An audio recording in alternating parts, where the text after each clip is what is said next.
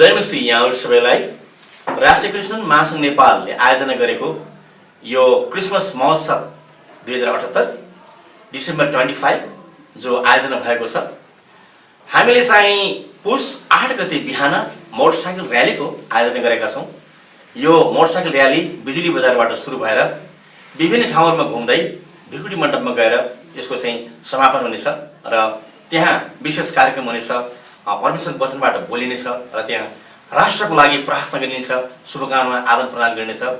यहाँहरु सबैले आफ्ना मण्डली, घर, परिवार, हाम्रा छोराछोरी, छोरीहरुले स्कुटर चलाउँछन् भने, छोराहरुले मोटरसाइकल चलाउँछन् भने यो बडा दिनको शुभकामना आदान प्रदान गर्ने बेलामा हाम्रा छोराछोरीहरुलाई, हाम्रा मण्डलीका दाजुभाइ दिदीबहिनीलाई उत्साहका साथ यो कार्यक्रममा सहभागी हुन लगाऊ हामीले र परमेश्वरलाई महिमा चढाउने काममा हामी पछि नपरौं।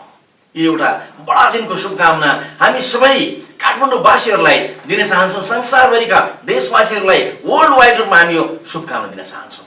र त्यसैगरी पुस 10 गते प्रज्ञा प्रतिष्ठानको भवनमा दिउँसो 2 बजेबाट कार्यक्रम सुरु हुनेछ र यो कार्यक्रम बेलुका 6 बजे अन्त हुनेछ। यहाँ विभिन्न गीत संगीत, शुभकामना आदान प्रदान र राष्ट्रका विभिन्न व्यक्तित्वहरूको आगमनमा यो कार्यक्रमलाई सम्पन्न गरिनेछ र त्यस कार्यक्रममा पनि तपाईले आफ्ना मण्डलीका सदस्यहरूलाई प्रज्ञा भवनमा जानको लागि प्रोत्साहित गर्नुहोस्, किनकि प्रभु भलो हुनुहुन्छ र बडा दिनमा हरेकले प्रभुलाई महिमा दिन पाउनुपर्छ, खुसी हुन पाउनुपर्छ, गाउन पाउनुपर्छ, नाच्न पाउनुपर्छ। यहाँ सबै आउनुहुन्छ भन्ने आशा राख्दै राष्ट्रिय क्रिस्चियन महासंघ नेपालको तर्फबाट म उपमहासचिव प्रवक्ता आशा राख्दछु यहाँहरुको सहभागिता परमेश्वरलाई महिमाको निम्ति हुनेछ र यहाँहरुको आगमनको प्रतीक्षामा हामी पर्खनेछौं। बिजुली बजारमा पनि अनि प्रज्ञा भवनमा पनि यहाँहरु सबैको यो वर्षको क्रिसमस आशीषमय बनोस्, सुखमय बनोस्, आनन्दमय बनोस्। यहाँहरु सबैलाई प्रभु ख्रीष्टको नाममा जय मसीह अनि क्रिसमसको शुभकामना। सर्वप्रथम परमेश्वरलाई धन्यवाद होस्। सबैलाई जय मसीह। म राष्ट्रिय क्रिस्चियन महासंघ सहसचिव ज्ञानेन्द्र राज सापकोटा। विशेष गरेर म आज तपाईहरुको बीचमा, तपाईहरुको माझमा एउटा सन्देश लिएर आएको छु। हाम्रो क्रिस्चियनहरुको एकमात्र महान चाड, महान उत्सव क्रिसमसको उपलक्ष्यमा हामीले पौष 8 गते डिसेम्बर 23 तारिकका दिन मोटरसाइकल र्यालीको आयोजना गरेका छौं। विशेष गरेर हाम्रो क्रिस्चियनको एउटा पहिचान हामीले यो देशमा प्रस्तुत गर्नु परेको छ। त्यसको लागि सम्पूर्ण क्रिस्चियन समुदायले यस कार्यक्रमलाई सफल पार्दिनुहुन्छ भन्ने आशा राख्छौं, किनकि तपाई हामीहरू सबैको कार्यक्रम हो यो। त्यसले गर्दा आज मेरो तेरो भन्दा पनि हाम्रो भन्ने सम्झेर सम्पूर्ण मण्डलीहरू जतिले यो मेरो आह्वानलाई सुन्नु भएको छ, मेरो अपिललाई सुन्नु भएको छ, सबै हाम्रो क्रिस्चियन समुदायलाई म विशेष अनुरोध गर्छु तपाईहरु यस मोटरसाइकल र्यालीलाई सफल पार्दिनको लागि पौष 8 गते बिहान 7 बजे बिजुली बजार, नयाँ बानेश्वर बिजुली बजारको पुलमा तपाईहरुका मण्डलीका जति पनि मोटरसाइकल हुनुभएका जति सदस्यहरू हुनुहुन्छ तपाईहरु सबै सहभागी भई यस कार्यक्रममा सफल पार्दिनुहोस्, किनकि तपाई हाम्रो पैसा हाम्रो सबै राष्ट्रमा पुग्नु परेछ।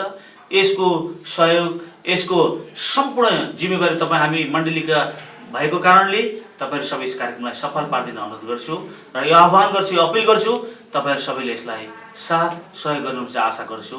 सबैलाई जय मसीह, धन्यवाद। यहाँ सबैजनालाई प्रभु श्री कृष्ण नाममा जय मसीह। राष्ट्रिय क्रिस्चियन महासंघ नेपालको म सहसचिव तथा मोटरसाइकल र्यालीको संयोजक यहाँहरुको माझमा केही कुराहरू भन्न गइरहेको छु। धार्मिकताले राष्ट्रलाई उचाल्छ, हितोपदेश 14 को 34। हाम्रो अभियान नेपाली क्रिस्चियन समुदायको स्वाभिमान र पहिचान भन्ने मूल नाराको साथ राष्ट्रिय क्रिस्चियन महासंघ नेपालले हाम्रो मुक्तिदाता येशू ख्रीष्टको जन्मोत्सवको अर्थात् क्रिसमस महोत्सव 2078 को उपलक्ष्यमा विभिन्न कार्यक्रम गरी देशैभरि मनाउन गइरहेको छ। उक्त कार्यक्रम अन्तर्गत यही क्रिसमस महोत्सव 2078 को पावन अवसरमा पौष 8 गते शुभकामना मोटरसाइकल र्याली आयोजना गरेको हुँदा यहाँहरु सबैलाई हार्दिक निमन्त्रणा गर्दछौं।